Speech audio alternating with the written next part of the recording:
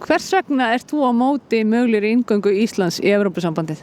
Þetta góð spurning vegna þess að fullt af fólki sem ég mjög sammála almennt í stjórnmálum það spyrir mig nákvæmlega þessar sömu spurningar.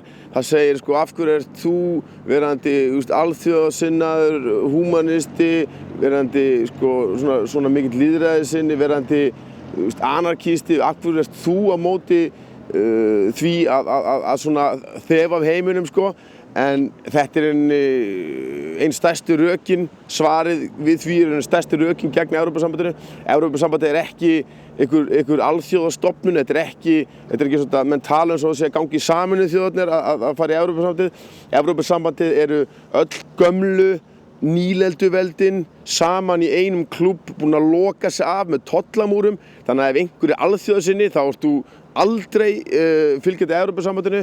Þetta eru aggressífustu þjóðir heims, það vantar eina þarna í vestri með sko. Þetta náttúrulega NATO-klúbburinn meira eða minna. Evrópusambandið hefur aldrei einhvern veginn almennilega verið með sjálfstæða utanríkisstefnu frá Bandaríkjunum.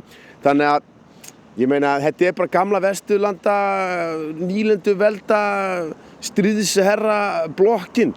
Og að loka sig af í henni með einhverjum tollamúrum sem staðreynd. Þú veist, það ekki eins og sé auðvelt fyrir Afríkuríki eða Asíuríki að vera með í þessum klúbbi.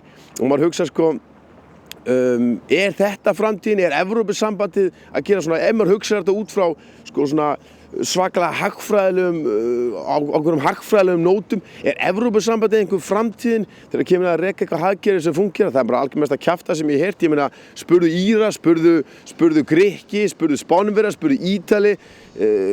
Evrópusambandið ekki einu sinni að gera vel það sem að það sko segir sínum sko hægri sinnu fylgjendum að þeir séu að gera.